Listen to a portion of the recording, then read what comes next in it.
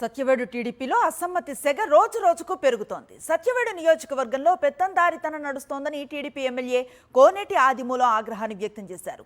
దళిత MLA ప్రాతినిధ్యం వహిస్తున్న చోట టీడీపీ కోఆర్డినేటర్గా ఉన్న శంకర్ రెడ్డి కనుసన్నల్లో అధికారులతో పాలన చేయటం ఏంటని ప్రశ్నించారు.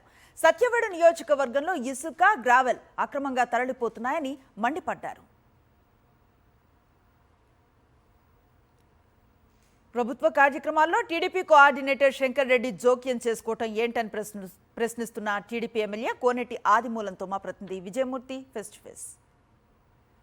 సత్యవేడు ఎమ్మెల్యే కోనేటి ఆదిమూలం మనకు అందుబాటులో ఉన్నారు.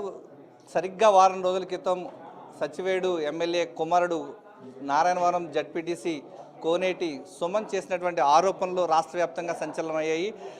తన తండ్రి గత ఎన్నికల్లో ఖర్చు చేసినటువంటి డబ్బులు మాకు ఇచ్చేస్తే తన పదవికి రాజీనామా చేయడానికి సైతం వెనుకాడబోమంటూ చాలా స్పష్టమైన ప్రకటన చేసిన తర్వాత రాష్ట్ర వ్యాప్తంగా పెను సంచలనంగా మారాయి. ఇదే విషయం పైన ఆయనతో మాట్లాడడానికి మనకు ఆయన అందుబాటులో ఉన్నారు. సార్, ఓవరాల్గా చూస్తూ ఉంటే జరిగినటువంటి మీ నియోజకవర్గంలో ఒక దళిత ఎమ్మెల్యే ప్రాధాన్యత వహిస్తున్నటువంటి ఈ నియోజకవర్గంలో జరుగుతున్న అన్యాయం ఈరోజు రాష్ట్ర వ్యాప్తంగా చర్చనీయాంశం అవుతోంది. అసలు ఆ మాటలు అనడానికి గల కారణం ఏంటి? ఇప్పుడు పార్టీలో నన్ను కొన్ని కారణాల వల్ల సస్పెండ్ చేసి ఉండొచ్చు, కానీ ఒక ప్రజాప్రతినిధి, నేను ఎమ్మెల్యే, అసెంబ్లీ అయినా పోతాను, డివిఎస్ మీటింగ్ అయినా పోతాను, జిల్లా పరిషత్ మీటింగ్ అయినా పోతాను, నియోజక స్థాయిలో ఏ మీటింగ్ అయినా పోతాను. కానీ వాడు జడ్పీటీసీ మెంబరు, నాకు అన్ని రకాలు చూస్తాడు. ఈరోజు సొక్కా వేసుకుని బయటకు వస్తే సాయంత్రం వరకు నాయన ఆడ ఉన్నాడు, భోజనం చేసినట్టు లేదా, ఆరోగ్యం బాగాలేదు చేసుకుని చెప్తుంటాడు. డబ్బులు కూడా వాడు ఖర్చు పెట్టింది. నాకు 75 సంవత్సరాలు, నాకు కరోనా వచ్చింది, కరోనా డబ్బులు కాపాడి వచ్చాడు. ఒక బాధ్యతగా తండ్రికి చూడాల్సిన బాధ్యత కొడుకు పైన ఉంటుంది. వాడు ప్రజాప్రతినిధి అండి. ప్రజాప్రతినిధి ఇప్పుడు మండల హెడ్ క్వార్టర్లో మీటింగ్ పెట్టేటప్పుడు వాడు కూడా తీసుకోమండి. నా పైన ఉన్నటువంటి అలిగేషన్ పక్కన పెట్టు, వాడిని తీసుకోమో మీటింగ్కి, జిల్లా మీటింగ్ అయినా మండల మీటింగ్ అయినా ఇంటిమేసి వాడు వస్తాడు. పార్టీకి నేను సైకిల్ గుర్తు పైన గెలిచాను కదా, నన్ను మీరు పక్కన పెట్టి వాడు జడ్పీటీసీ మెంబర్ అని ఎందుకు తీసుకోరు? ఆ బాధ వ్యక్తం చేశాడు. అంటే నియోజకవర్గంలో యొక్క సహజ సంపద అంతా కూడా పక్క రాష్ట్రాలు తరలిపోతుంది, దోపిడీ జరుగుతోంది అని చెప్పి పదే పదే మీరు కానీ మీ అబ్బాయి కానీ చెప్తున్నారు. అసలు ఏం జరుగుతోంది మీ నియోజకవర్గంలో? గతంలో అదే జరిగి నాకు వ్యవహారం వచ్చింది. ఇది సాక్షాత్ ఆనాడు ముఖ్యమంత్రి ఎదుగునే చెప్పాను, వీళ్ళు చేసుకుని నా పైన పెడతారు సార్ అనేసి. ఈరోజు అదే జరుగుతున్నది. ఖండించమని చెప్పండి.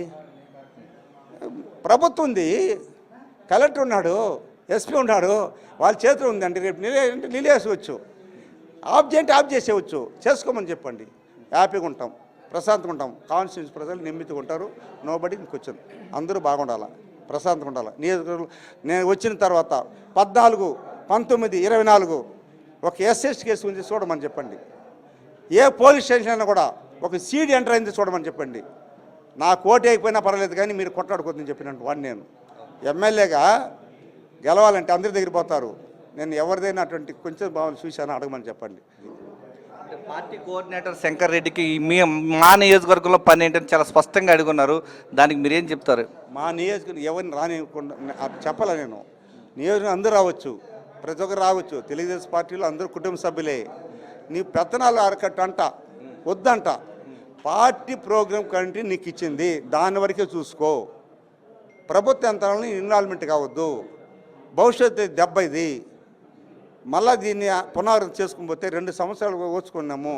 మళ్ళా చేస్తే మళ్ళీ ఎవరో ఒకరు ఉత్పన్నం అవుతారు, ఉద్యమ నాయకులు వస్తారు, ప్రెస్ మీట్లు పెడతారు, ఇబ్బంది అవుతుంది. అంటే బాబాసాహెబ్ అంబేద్కర్ పుట్టినరోజు నాడు కూడా మీరు ఒక దళిత ప్రజాప్రతినిధిగా ఉండి చాలా బాధపడ్డారు. ఈరోజు ఒక దళిత ఎమ్మెల్యేకి జరుగుతున్నటువంటి అవమానంగా దీన్ని భావించవచ్చా? కాదు, నేను బాబాసాహెబ్ అని కాదు, భారత రాజ్యాంగ నిర్మాత అతను. అందరూ not only SC, ST, BC, minority అందరూ పాల్గొన్నారు దాంట్లో. మీరు పోలీస్ డిపార్ట్మెంట్ ముందు రోజు అలా చేసి రెండో రోజు రాకపోతే ఊరేగం జరుగుతుంది పట్టణంలో, అలా చేస్తే తప్పు కదండి. దాన్ని ఖండిస్తున్నాను. మలుచుకోండి, అధికారులు మలవండి. All the best. Right sir, thank you. ప్రత్యేకించి సత్యవేడి నియోజకవర్గంలో పెత్తందారీ వ్యవస్థ నడుస్తోంది. దాన్ని అరికట్టాలంటూ Satyavedu MLA Koneti Adimulam party program కోఆర్డినేటర్గా నియమించినటువంటి శంకర్ రెడ్డి పైన తీవ్ర ఆగ్రహం వ్యక్తం చేస్తున్నారు. ఒక దళిత ప్రజాప్రతినిధి ప్రాతినిధ్యం వహిస్తున్నటువంటి నియోజకవర్గంలో పెత్తందారీ వ్యవస్థను అడ్డుకట్ట వేయాలని చెప్పేసి ఆయన డిమాండ్ చేస్తున్నటువంటి పరిస్థితి ఇక్కడ కనిపిస్తోంది. ఒక ప్రజాప్రతినిధిగా తనకి ఇవ్వాల్సిన గౌరవం ఇవ్వకుండా పెత్తందారీ వ్యవస్థను ప్రోత్సహిస్తున్నారంటూ పార్టీ అధినేత రాష్ట్ర ముఖ్యమంత్రి చంద్రబాబు నాయుడును ఆయన కోచింగ్ చేస్తున్నటువంటి పరిస్థితి ఇక్కడ కనిపిస్తోంది. కెమెరామెన్ ముఖేష్తో విజయమూర్తి, సాక్షి టీవీ, తిరుపతి నుంచి. మొత్తం మీద సత్యవేడులో పెత్తందారుల పెత్తనం నడుస్తుంది అనేసి కోనేటి ఆదిమూలం ఆరోపిస్తూ ఉంటే ఎస్సీలని తక్కువ చూపుతో చూస్తున్నారు, ఇంకా బానిసలుగా బ్రతకాలా అని ఎమ్మెల్యే థామస్ ప్రశ్నిస్తున్న పరిస్థితి.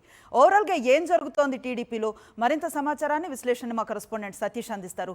సతీష్, మరోసారి చూస్తున్నాం దళితుల్ని చిన్న చూపు చూస్తున్నారు అనే అంశం తెర మీదకి తీసుకువస్తున్నారు. అంటే ఎమ్మెల్యే స్థాయిలో ఉన్న వ్యక్తులే అలాంటి వివక్షకి గురవుతున్న పరిస్థితిని ఎట్లా అర్థం చేసుకోవాలంటారు?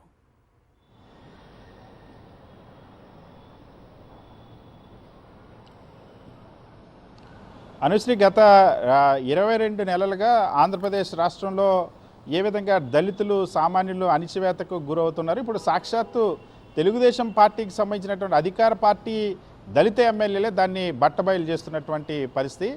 చంద్రబాబు ఆ ప్రభుత్వంలో దళితులకు కనీసం ఎటువంటి హక్కులు కానీ ఎటువంటి అధికారాలు కానీ లేవన్న అంశాన్ని స్వయంగా చంద్రబాబు సొంత జిల్లాలోని తెలుగుదేశం పార్టీ దళిత ఎమ్మెల్యేలే బయట పెడుతున్నటువంటి పరిస్థితి. ఈరోజు థామస్ కొద్దిసేపటి కింద ఈరోజు మాట్లాడినప్పుడు చాలా స్పష్టంగా చెప్పారు, ఎస్సీ వర్గానికి సంబంధించినటువంటి ప్రజాప్రతినిధులు పట్ల వివక్ష జరుగుతుందని. సో ఇక్కడ ఈ రాష్ట్రంలో అధికారంలో ఉన్నది చంద్రబాబు ప్రభుత్వమే. ఆ అధికారంలో ఉన్నటువంటి ప్రజాప్రతినిధులు కూడా తెలుగుదేశం పార్టీకి సంబంధించినటువంటి దళిత నాయకులే ఉన్నారు.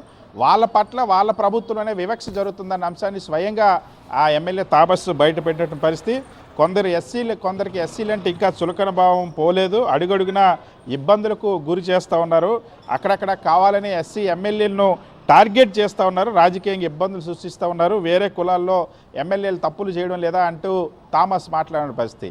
దీనికంటే ముందు 2 రోజుల ముందు ఇదే ముఖ్యమంత్రి చంద్రబాబు సొంత జిల్లాలోని మరొక ఎమ్మెల్యే ఎవరైతే ఈరోజు జీడీ నెల్లూరు ఎమ్మెల్యే థామస్ కంటే ముందు మనం చూసాం కోనేటి ఆదిమూలం సత్యవేడికి సంబంధించినటువంటి ఎమ్మెల్యే అక్కడ ఒక ఇతర కులాలకు సంబంధించినటువంటి వ్యక్తిని ఎమ్మెల్యేని డమ్మింగ్ చేసి ఎమ్మెల్యేకి పూర్తిగా కోరలు తీసేసి అధికారాలు లేకుండా చేసి కొద్ది రోజుల కిందట ఎమ్మెల్యే కొడుకు ముఖ్యంగా ఎందుకనంటే ఇక్కడ ఆ నియోజకవర్గాల్లో అవినీతి కోసం ఆధిపత్యం కోసం దోపిడీ కోసం తెలుగుదేశం పార్టీ నాయకులు దళిత ఎమ్మెల్యేలని డమ్మీలుగా చేసి వాళ్ళని అవమానిస్తూ దళిత ఎమ్మెల్యేలకు సంబంధించినటువంటి హక్కుల్ని వాళ్ళకు ఉన్నటువంటి అధికారాలన్నింటినీ కూడా కాలరాస్తున్న విషయాన్ని స్వయంగా బయటపెట్టినటువంటి పరిస్థితి. కోనేటి ఆదిమూలం కానీ ఆయన కుమారుడు కానీ చాలా స్పష్టంగా ఏ విధంగా నియోజకవర్గంలో పక్క రాష్ట్రానికి ఇసుక గ్రావెలు అదేవిధంగా మట్టి తరలించుకుపోతూ ఉన్నారు. ఈ దోపిడీ కోసమని ఇక్కడ ఉన్నటువంటి స్థానిక దళిత ఎమ్మెల్యేలని అవమానిస్తూ ఉన్నారు, వివక్ష చూపిస్తున్న అంశాన్ని బయటపెట్టినటువంటి పరిస్థితి. దీనికంటే ముందు కొలిక్పూడి శ్రీనివాస్ తిరువూరు నియోజకవర్గం కూడా ఇదే జరిగింది. కొలిక్పూడి శ్రీనివాస్ పైన ఎంపీ కేశినేని చిన్ని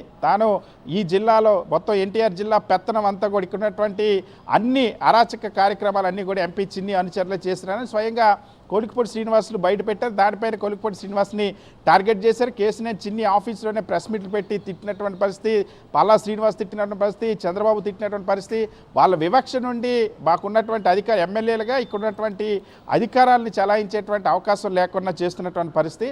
సో ఈ చంద్రబాబు లోకేష్కి ప్రధాన అనుచరుడైనటువంటి కేసునేని చిన్ని తన వర్గం చేత తిరువూరు నియోజకవర్గంలో గంజాయి వ్యాపారం చేయిస్తూ ఉన్నారు, అదేవిధంగా ఇసుక వ్యాపారం చేస్తూ ఉన్నారు, గ్రావెల్ మాఫియా నడిపిస్తూ ఉన్నారు, బెల్ట్ షాపులు నిర్వహిస్తూ ఉన్నారని స్వయంగా కొలిక్పూడి శ్రీనివాసులే గతంలో బయటపెట్టిన పరిస్థితి. అవి బయటపెట్టినందుకు అక్కడ కొలిక్పూడి శ్రీనివాసులు కూడా టార్గెట్ చేసిన పరిస్థితి. ఒక కొలిక్పూడి శ్రీనివాస్ అయినా కోనేటి ఆదిమూలం అయినా థామస్ అయినా అధికార పార్టీలో ఉన్నటువంటి దళిత ఎమ్మెల్యేలే ఈ రాష్ట్ర ప్రభుత్వం ముఖ్యంగా చంద్రబాబు సారథ్యంలో నడుస్తున్నటువంటి ప్రభుత్వంలో వివక్షకు గురవుతున్నామన్న అంశాన్ని, దళితుల పట్ల వివక్ష చూపిస్తున్న అంశాన్ని చాలా స్పష్టంగా బయట పెడుతున్నారంటే ఏ విధంగా దళిత ఎమ్మెల్యేలు పరిస్థితుంది. సో సాధారణంగా అధికారంలో ఉన్నటువంటి దళిత ఎమ్మెల్యేలకే ఇంత సఫకేషన్, ఇంత వివక్ష, ఇంత ఇబ్బందులు గురి చేస్తున్నారంటే ఇక సామాన్యమైనటువంటి పరిస్థితి ఎలా ఉందో కూడా అర్థం చేసుకోవచ్చు. సో వరుసగా 3 ఎమ్మెల్యేలు దళిత ఎమ్మెల్యేలు చంద్రబాబు ప్రభుత్వం పైన తిరుగుబాటు జెండా ఎగరేశారంటే దళితులకి ఎటువంటి దారుణమైన పరిస్థితులు ఈ ప్రభుత్వం ఎదురవుతున్నాయో స్పష్టం చేయొచ్చు,